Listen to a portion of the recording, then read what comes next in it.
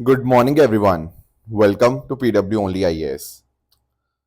दोस्तों, पिछले दिनों के अंदर हमने डिस्कशन किया था डोनाल्ड ट्रंप के बारे में, राइट। एंड नोटिस किया था कि कैसे उन्होंने रेसिप्रोकल टैरिफ्स एक तरह से लगाए हैं पूरी दुनिया के ऊपर। अब यहाँ पर डोनाल्ड ट्रंप ने कहा है कि वो 90 दिनों के लिए ग्लोबल टैरिफ्स के ऊपर एक पॉज लगा रहे हैं। हालांकि इसमें चाइना को उन्होंने इंक्लूड नहीं किया, उल्टा चाइना के ऊपर और ज़्यादा टैरिफ लगा दिए। दरअसल में डोनाल्ड ट्रंप का कहना ये था कि उनके साथ ना 75 से भी ज़्यादा देश ऐसे हैं जो उनसे बातचीत करने के लिए, उनसे नेगोशिएट करने के लिए तैयार हैं। मतलब 75 से भी ज़्यादा देश ये चाहते हैं कि वो टैरिफ कम करें, तो वो अपने टैरिफ भी वहां पे कम करने के लिए रेडी हो चुके हैं, ऐसा यहाँ पे डोनाल्ड ट्रंप का कहना था। बट चाइना जो है, वो चाइना तो उनके ऊपर ही, यूएसए के ऊपर ही एक तरह से और टैरिफ लगाया जा रहा है, तो जिस वजह से यूएसए ने चाइनीज गुड के ऊपर हिट बैक किया है एंड उनके ऊपर 125% का टैरिफ लगाने की यहाँ पे बात कही है।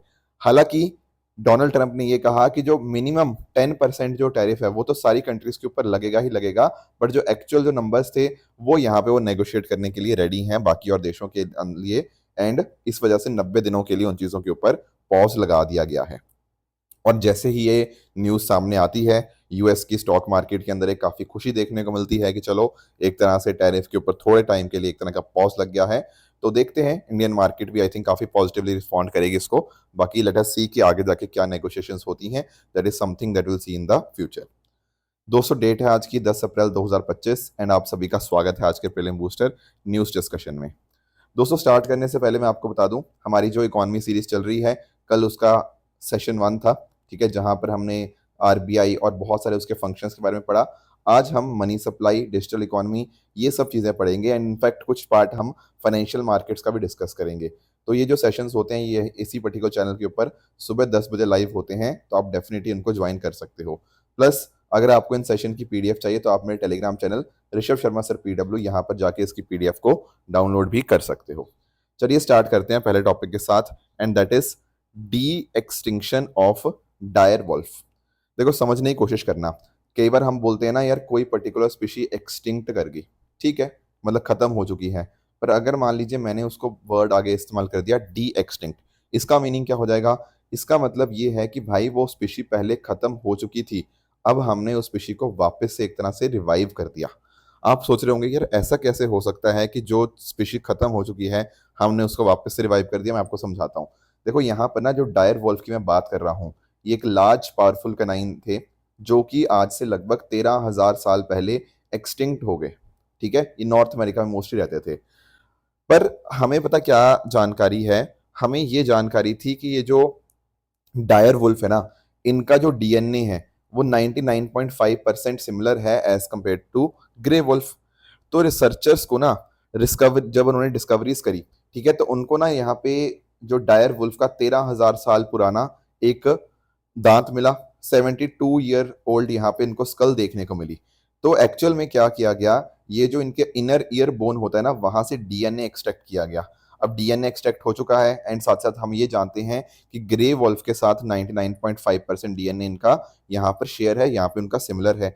तो इन्होंने जब कंपैरिजन किया इन चीज़ों को, तो कहीं ना कहीं बाद में जाके ग्रे वुल्फ जीनोम के अंदर इन्होंने 20 टारगेटेड जेनेटिक एडिटिंग करी। तो जेनेटिक एडिटिंग करने की वजह से कुछ 14 जीन्स को स्पेसिफिकली मॉडिफाई किया गया, ताकि जो ग्रे वॉल्फ के ट्रेट थे हम उनको यहाँ पे इन पे अंदर लेकर आ पाए। जैसे for example light coloured coat यहाँ पे लाया गया, coat length and pattern, increase body size, strong musculature, ये सब अलग अलग जीन मॉडिफिकेशन यहाँ पे इनके अंदर करी गई। फिर उसके बाद क्या किया गया? उसके बाद ये जो जीन एडिटेड एग्स थे उनका फर्टिलाइजेशन करने के बाद उनको सरोगेट डॉग मदर्स के अंदर प्लांट किया गया। फिर बाद में हमारे पास जो रिजल्ट आया वो यही था कि 3 जेनेटिकली मॉडिफाइड वॉल्फ पप्स आपको यहाँ पे देखने को मिल जाएंगे, जैसा आप इस पिक्चर में देख भी पा रहे होंगे। तो यानी कि ना, जो डायर वॉल्फ एक तरह से 13,000 साल पहले एक्सटिंक्ट हो गए थे, हमने जेनेटिक मॉडिफिकेशन के माध्यम से उनको इस तरह से, उनकी एक तरह से फंक्शनल कॉपीज हमने यहाँ पे उनकी बनाई है। ठीक है, किसने बनाई है? क्लोसल बायोसाइंसेस, जो कि एक आपको यूएस बेस्ड कंपनी आपको देखने को मिल जाएगी। ठीक है, तो बाकी आप नोटिस कर पाओगे, ये जो आपको डायर वॉल्फ देखने को मिलते थे, ये आज के ग्रे वॉल्फ से थोड़े से ज्यादा लार्जर आपको देखने को मिल जाते हैं। एंड ये प्रे करते थे on horses, bison and mammoths के ऊपर भी, शायद एक तरह से उनके ऊपर प्रे किया करते थे। बाकी इसके अलावा अगर हम बात करें तो क्वेश्चन ये आता है कि यार क्या वाकई में ये डायर वुल्फ्स हैं जैसे 13,000 साल पहले थे। देखो यार, जेनेटिक एडिटिंग हमने करी है काफी हद तक, पर ऐसा कह देना कि पूरी तरह से आइडेंटिकल है उनके, the answer is no. Actually पता है इसका रीजन क्या है? जो डायर वुल्फ्स और ग्रे वुल्फ्स है ना, उनमें डीएनए मैचिंग तो है, पर ऐसा बताया जा रहा है कि 6 मिलियन ईयर्स अगो वो डाइवर्ज कर गए थे, तो इस वजह से अपीयरेंस उनकी सिमिलर है, पर वो कहीं ना कहीं वो डिस्टेंट रिलेटिव्स आपको देखने को मिल जाएंगे। तो पूरी तरह से हम तो ये नहीं कह सकते कि वो आइडेंटिकल हैं, पर हाँ, काफी सिमिलरिटी जरूर आपको देखने को मिलती हैं। बाकी ये जो कंपनी है जिसने इसको बनाया है, उसने मॉर्फोलॉजिकल स्पीशीज का कॉन्सेप्ट इस्तेमाल किया है, यानी कि अगर एक एनिमल डायर वुल्फ की तरह दिखता है, उसको हम क्लासिफाई कर सकते हैं एज डायर वुल्फ, और यही चीज यहाँ पे करी गई है बाय द कोलोसल, जो कंपनी जिसने यहाँ पे इसको बनाया है। आई होप ये बातें आप समझ गए होंगे कि कैसे हमने डी एक्सटिंक्शन किया है डायर वुल्फ का। नेक्स्ट आते हैं अगले टॉपिक पे। दूसरा हमें जो टॉपिक डिस्कस करना है वो इंडिया के विक्स के रिगार्डिंग है। विक्स मतलब वो गोली नहीं, विक्स वाली, ये VIX है। विक्स का मतलब होता है वोलेटिलिटी इंडेक्स। देखो, वोलेटिलिटी मतलब समझते हो, जब बहुत ज्यादा ऐसे उतार चढ़ाव बहुत तेजी से आते हैं ना, उसको बोलते हैं वोलेटिलिटी। अब एक्चुअल में अगर हम बात करें ना, जो हमारा NSE है, नेशनल स्टॉक एक्सचेंज, राइट, इसके द्वारा 2003 के अंदर एक कॉन्सेप्ट इंट्रोड्यूस किया गया जिसका नाम है विक्स। ये विक्स पता क्या करता है? ये विक्स हमें यही बताता है कि कितनी ज्यादा फ्लक्चुएशंस या वोलेटिलिटी हम एंटीसिपेट कर रहे हैं इन द नियर फ्यूचर, कि हमें कितना लग रहा है कि मार्केट में कितनी तेजी से उतार चढ़ाव आएगा इन द नियर टर्म। तो एक्चुअल में अगर हम बात करें ना, अगर इसको मेजर करने का तरीका है विक्स, वोलेटिलिटी इंडेक्स के माध्यम से। ये कहीं ना कहीं इसको हम फियर गॉज के नाम से भी जानते हैं, क्योंकि ये बताता है कि कितना रिस्क लोगों को लग रहा है, कितनी अनसर्टेनिटी, कितनी फ्लक्चुएशन यहाँ लोगों को एंटिसिपेट हो रही हैं। तो हाई विक्स का मतलब ये होता है कि बहुत बड़े बड़े प्राइस स्विंग्स आएंगे, मतलब अचानक से ऊपर या अचानक से नीचे ऐसे मार्केट जा सकती है। नॉर्मली होता ये है कि नेगेटिव न्यूज की वजह से या अनसर्टेनिटी की वजह से यहाँ पे हो जाता है। जैसे मैं आपको एग्जांपल बताऊं, जब आपका 2024 के जनरल इलेक्शन के रिजल्ट आ रहे थे, पहले तो लग रहा था कि यार बीजेपी बहुत आराम से जीत जाएगी, बट आप नोटिस करने को मिलता है कि बाद में 240 के आसपास ही उनको सीट्स आ पाती हैं। तो जब ये खबर कहीं ना कहीं मार्केट में गई, तो आपकी मार्केट तो नीचे गिरी गिरी, पर जो विक्स था वो शूट अप कर गया अचानक से। क्योंकि होता क्या है कि वोलेटिलिटी बहुत ज्यादा हमें इंक्रीज होती हुई देखने को मिलती है। तो ये निफ्टी 50 के जो इंडेक्स ऑप्शन प्राइसेस हैं, उसके बेसिस के ऊपर आपको देखने को मिलता है। बाकी इसके अलावा आप नोटिस कर पाओगे, नॉर्मली ऐसा देखा गया है कि इसका रिश्ता जो है निफ्टी 50 इंडेक्स का थोड़ा उल्टा है। क्यों? जब निफ्टी गिरता है ना, अचानक लोगों में एक डर का माहौल आ जाता है, जिस वजह से जो विक्स की वैल्यू है वो बढ़ती हुई हमें यहाँ पे देखने को मिल जाएंगी।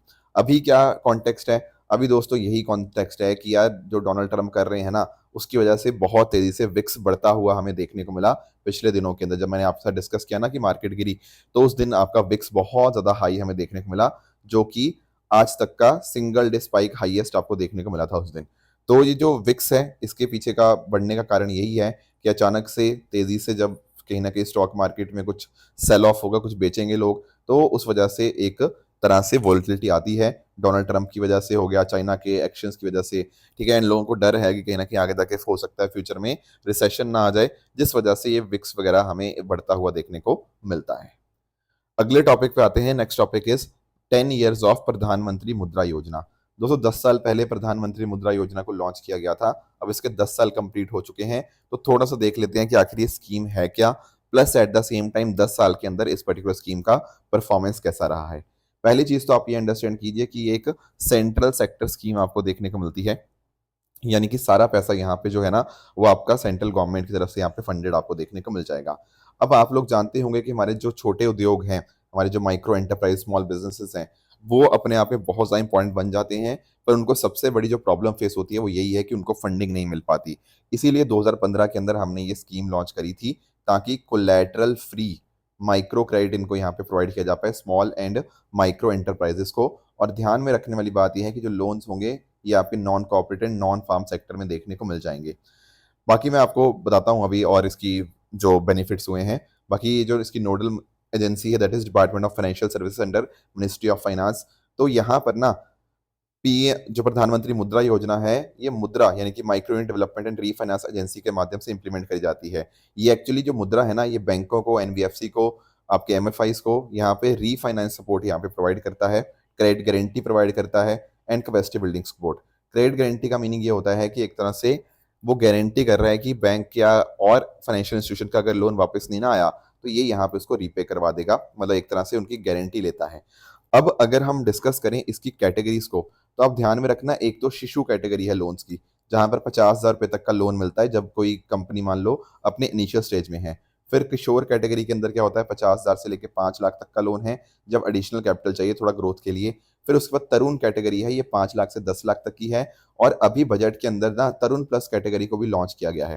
ये तरुण प्लस क्या है, देखो एक्चुअल में पता क्या है, तरुण कैटेगरी तो 5 लाख से 10 लाख तक की है। पर अगर मान लीजिए पास्ट में किसी ने इस कैटेगरी में लोन लिया था एंड अकॉर्डिंगली उन्होंने अच्छे से टाइम पे रीपे कर दिया, तो उनके लिए हमने क्या इंश्योर किया है कि उनको 20 लाख तक का भी लोन यहाँ पे मिल सकता है अंडर तरुण प्लस कैटेगरी। तो ये नई जो कैटेगरी है इसके बारे में भी आपको यहाँ पे पता होना चाहिए।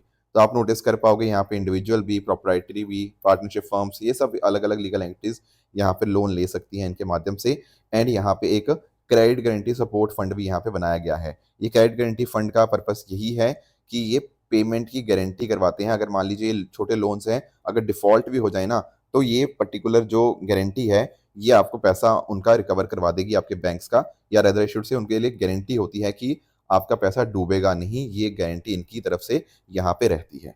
तो जैसा मैंने बताया था इसके अंदर और भी चीज़ें, जैसे एक मुद्रा कार्ड भी दिया जाता है। मुद्रा कार्ड के माध्यम से क्या होता है ना, कि जैसे आपका डेबिट कार्ड होता है ना, बिल्कुल वैसा ही कार्ड है।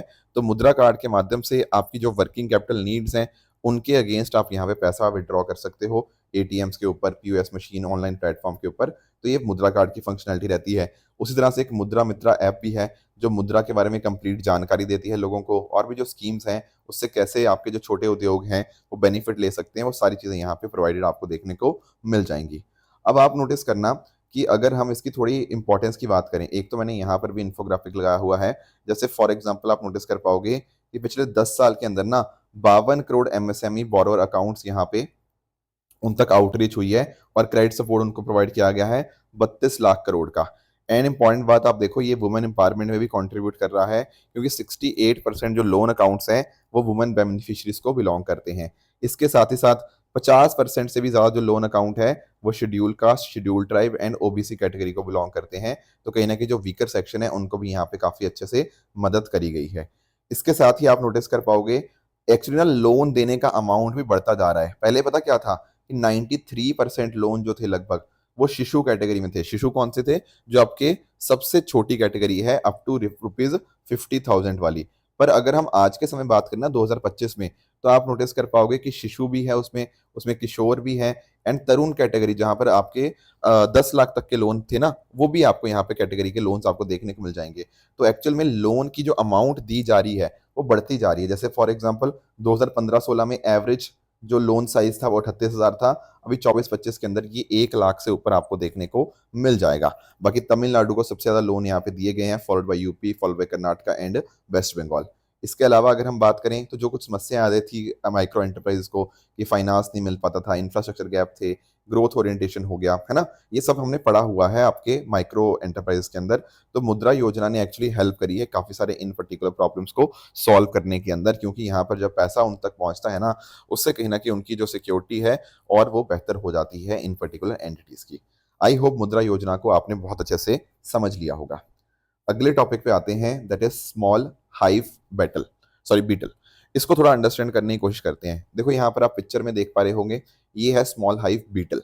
दरअसल में ये इंडिया में पहली बार देखी गई है, कहाँ पर, वेस्ट बंगाल के नॉर्थ 24 परगना डिस्ट्रिक्ट के अंदर। अब एक्चुअल में इसको पाया जाना बहुत ही खतरे की घंटी है। सर क्यों है खतरे की घंटी? दोस्तों होता पता क्या है, ये जो आपकी बी हाइव है ना, ये जैसे मधुमक्खी का छत्ता होता है ना, उस मधुमक्खी के छत्ते को पूरी तरह से खत्म कर देती है। तो जो आपका हनी होता है वो एक तरह से पूरा खत्म हो जाता है। Plus eight the same time आपका जो भी आपकी हनी बीज हैं उनके ऊपर बहुत ही नेगेटिव इम्पैक्ट होता है। इवन कॉलोनी कोलैप्स का भी केस यहाँ पे देखने को मिल सकता है। एंड एक्चुअली में अगर हम बात करें ना, तो हमारे एग्रीकल्चर के लिए ये जो पर्टिकुलर स्मॉल हाइव बीटल है ये बड़ी ही खतरनाक हो जाती है। तो हनी तो डिस्ट्रॉय हुआ, पूरा हाइव भी डिस्ट्रॉय हो गया, प्रोडक्टिविटी खत्म होगी, एंड एक्चुअली कहीं ना कहीं जो पूरा हमारा इकोसिस्टम है ना उसको बहुत ही नेगेटिव इम्पैक्ट ये करता है। इनफैक्ट इतना नेगेटिव इम्पैक्ट होता है कि World Organisation of Animal Health जो है ना, उसने स्मॉल हाइव बी इन्फेस्टेशन को डिजीज नोटिफाइबल बोला है। मतलब कि अगर कहीं पर ये चीज हो जाती है ना, तो उस केस में पब्लिक हेल्थ अथॉरिटीज को बताना कंपलसरी है। तो यानी कि कहीं पर अगर ये पर्टिकुलर स्मॉल हाइव बीटल मिले तो आप पब्लिक हेल्थ अथॉरिटीज को बताएंगे, वो इसके ऊपर इन्वेस्टिगेशन करेगा एंड इंश्योर ये करेगा कि ये डिजीज आउटब्रेक ना हो, क्योंकि इसका इम्पैक्ट बहुत बहुत ज्यादा खतरनाक होता है। तो दरअसल में जो बीटल है इसको 1867 में यहाँ पे सब सहारन अफ्रीका से यहाँ पे डिस्क्राइब किया गया था। तो एक बी कीपिंग आपको पेस्ट आपको देखने को मिल जाता है। ये अपने आप में एक बहुत ही इन्वेजिव स्पीशीज है जो कहीं ना कहीं अलग अलग कंटिनेंट्स के ऊपर जाके बहुत बड़े लेवल के ऊपर इसने मास डिस्ट्रक्शन यहाँ पे कॉज किया है। जैसे एशिया में अगर हम बात करें तो फिलीपींस, साउथ कोरिया, चाइना में भी यहाँ पे दिखी थी। तो बहुत सारी एशियन हनी बीज की कॉलोनीज को इन्वेड करती है, उनको पूरी तरह से यहाँ पे खत्म कर देती है एंड कहीं ना कहीं पूरा इकोसिस्टम भी कहीं ना कहीं कनेक्टेड होता है, तो उसको भी यहाँ पे वीकन करता है। आई होप ये बातें आप यहाँ पे समझ गए होंगे। अगले टॉपिक पे आते हैं, वन स्टेट वन आरआरबी। देखो आरआरबी इसके बारे में हम सब लोग जानते हैं, आपके रीजनल रूरल बैंक्स यहाँ पे हमें देखने को मिल जाएंगे। इनका मेजर फोकस आपका यही होता है कि रूरल एरियाज की ग्रोथ में कंट्रीब्यूट करना। हालांकि इनकी अर्बन ब्रांचेस भी हो सकती हैं, बट मेजर जो फोकस होता है ना, जो प्राइमरी गोल होता है, वो रूरल एरियाज के विकास के रिगार्डिंग ही होता है। इनको बनाया गया था 1975 में नरसिम्हन कमेटी के माध्यम से। बाद में 2001 में एक और कमेटी बनती है, व्यास कमेटी। वो व्यास कमेटी बोलती है कि हमें ना इन पर्टिकुलर आरआरबीज का मर्जर करना चाहिए। अब और इसी पर्टिकुलर कमेटी के रिकमेंडेशन के बेसिस के ऊपर ना हमने आरआरबीज को मर्ज करना स्टार्ट कर दिया है। एंड आप नोटिस कर पाओगे कि ना पहले लगभग 200 के आसपास आरआरबीज हुआ करते थे, पर कम करते करते करते हमने इनको मर्ज करते रहे एंड ये नंबर 43 तक पहुंच गया था। अब हम इसको और फर्दर यहाँ पे मर्ज करते जा रहे हैं, इनको कंसोलिडेट करते जा रहे हैं। क्यों? क्योंकि देखो यार, जब बहुत सारे आरआरबीज होते हैं ना, तो उससे कहीं ना कहीं एफिशिएंसी हमारी इफेक्ट होती है। ठीक है, क्योंकि जब आप रीजनल रूरल बैंक ही तो हो, बट आप एक दूसरे के बिजनेस में खाए जा रहे हो। ठीक है, एक आरआरबी दूसरे आरआरबी का बिजनेस खाए जा रहा है और इनएफिशिएंट भी हो गया है।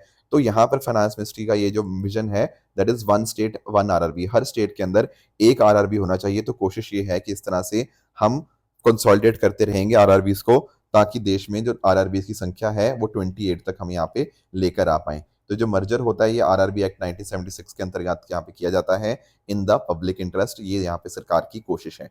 तो एफिशिएंसी इंप्रूव करने के लिए, कॉस्ट रैशनलाइजेशन के लिए एंड सर्विस डिलीवरी बेहतर करने के लिए काम किया जाता है। थोड़ा सा मैं आरआरबी के बारे में आपको बता देता हूँ। आरआरबीज की देखो, जैसे मैंने आपको बताया, अर्बन ब्रांचेस भी हो सकती हैं, पर मेजरली इसका काम ये है कि रूरल एरियाज के अंदर बैंकिंग सर्विस यहाँ पे हम बता पाएं। एंड ये गवर्नमेंट ओन्ड बैंक्स होते हैं। जैसे फॉर एग्जांपल इनकी जो ओनरशिप होती है ना, वहां पर 50% central government, 35% sponsored bank and 15% आपकी स्टेट गवर्नमेंट की आपकी ओनरशिप आपको देखने को मिल जाएगी। हालांकि आज के समय अमेंडमेंट किया गया आरआरबी के अंदर, एंड उसमें ये भी बात है कि प्राइवेट सेक्टर से भी पैसा ले सकते हैं, बट इंश्योर ये करना होगा कि central government and sponsored bank की अगर हम बात करें ना, जो शेयर होल्डिंग है वो किसी भी केस में 50% से नीचे नहीं आनी चाहिए। तो कंडीशंस हैं, but definitely they are now allowed to borrow from the private as well, या वहां से पैसा ये ले सकते हैं, कोई इसमें दिक्कत वाली बात नहीं है। तो आरआरबी 1976 एक्ट के अंतर्गत ही बनाए गए थे। इनका काम यही था फाइनेंशियल इंक्लूजन को यहाँ पे स्ट्रेंथन करना, ताकि किसानों को, एग्रीकल्चर लेबर को, रूरल आर्टिसंस को लोन दिया जा पाए। That is the focus of regional rural banks. ठीक है, एक और टॉपिक हमें समझना है, वो है आपका सोयूज MS-27 के बारे में। Let us try and understand कि आखिर ये मुद्दा क्या है। देखो एक्चुअल में ना आप सब लोगों को इंटरनेशनल स्पेस स्टेशन के बारे में पता होगा, ISS के बारे में। अब इंटरनेशनल स्पेस स्टेशन के अंतर्गत ना कुछ मिशंस चलते रहते हैं, जैसे अलग अलग तरह के हम यहाँ पे एक्सपेरिमेंट्स करते रहते हैं। जैसे फॉर एग्जांपल एक्सपेरिमेंट के माध्यम से हम ये चेक करते रहते हैं कि माइक्रो ग्रेविटी के अंदर कोई चीज़ कैसा परफॉर्म करती है, right. And at the same time हम ये देखते रहते हैं कि health, material science, space technology, इन सब चीज़ों के लिए अलग अलग तरह की जो रिसर्च एक्टिविटीज़ होती है ना, हम वो यहाँ पे इंटरनेशनल स्पेस स्टेशन के माध्यम से करने की कोशिश करते हैं। अब डेफिनेटली इट इज़ इम्पॉर्टेंट कि जो क्रू है वो वहाँ पे जाता रहे। तो ये जो सोयज MS-27 एयरक्राफ्ट है या स्पेस क्राफ्ट है, ये कहीं ना कहीं अभी सक्सेसफुली डॉक हुआ to the International Space Station while orbiting above the Mediterranean coast of Africa. तो इसमें आप नोटिस कर पाओगे, इसको जब हमने लॉन्च किया, ये लॉन्च किया कजाकिस्तान के बाइकनूर कॉस्मोड्रोम के माध्यम से। ठीक है, यहाँ से इसको लॉन्च किया गया, जिसमें 3 क्रू मेंबर्स आपको देखने को मिल जाएंगे। एक है नासा के एस्ट्रोनॉट और 2 है आपके रशिया रोस्कोमोस के आपको एस्ट्रोनॉट्स आपको देखने को मिल जाएंगे। एक्चुअली पॉइंट पता क्या है, ये चीजें इंपॉर्टेंट पता क्यों हो जाती हैं। देखो पिछले ना जो 3 साल हैं, हमने देखा कि उसमें रशिया यूक्रेन का जो युद्ध है वो हमें चलता हुआ देखने को मिला पिछले 3 सालों में। बट इस टाइम के ऊपर यूएसए और रशिया के रिश्ते काफी खराब भी हुए, खासकर जो बाइडेन के समय के ऊपर, राइट। पर एक जगह ऐसी थी जहां पर यूएसए और रशिया काफी आपस में मिलकर उन्होंने काम किया पिछले 3 साल के अंदर, इनको कोलैबोरेशन था। वो कोलैबोरेशन और कुछ नहीं, वो स्पेस के अंदर ही था। जैसे सोइज एमजेड एमएस जो 27 स्पेसक्राफ्ट है ना, यहाँ पर भी कोलैबोरेशन ही एक तरह से दिखा रहा है कि कैसे इस particular scientific research and station operation के रिगार्डिंग ये दोनों देश मिलकर काम कर रहे हैं। इनफैक्ट अगर हम बात करें ना, ये जो पर्टिकुलर जो आपके लोग गए हैं यहाँ पे सोइस MS-27 एयरक्राफ्ट के माध्यम से, यहाँ पर ये स्टेशन को बोर्ड जब करेंगे तो जो नए मेंबर्स हैं ये एक्सपीडिशन 72 के मेंबर्स को ज्वाइन कर जाएंगे। ऑलरेडी वहां पे आप नोटिस कर पाओगे नासा के एस्ट्रोनॉट्स हैं, जापान के हैं, रॉस्कोमोस के हैं। तो इस तरह से ये जो क्रू है यहाँ पे पहुंच गया है। तो 8 महीने के लिए ये पर्टिकुलर जो क्रू है वो यहाँ पे रहेगा, अलग अलग तरह के यहाँ पे ऑपरेशन यहाँ पे परफॉर्म करेगा, अलग अलग रिसर्च यहाँ पे ये देखेगा। तो इससे कहीं ना कहीं नासा, रॉस्कोमोस और जाक्सा के बीच में एक तरह से कोलैबोरेशन हमें बढ़ती हुई देखने को मिल जाती है। अब क्योंकि ये इंडिया का मिशन नहीं है, आपको इससे ज्यादा डिटेल में पढ़ने की इसको कोई जरूरत नहीं है। दोस्तों बात करें अगर मैं प्लेसेस इन न्यूज़ की बात करूं, तो यहाँ पर आप नोटिस कर पाओगे आपके लिए जो होमवर्क रहेगा वो है कैनरी आइलैंड के बारे में। इसको आप पढ़िएगा, बताइएगा कमेंट्स के अंदर कि कहाँ पर हैं ये, क्यों न्यूज़ में रहते हैं, ये आप मुझे बता सकते हो।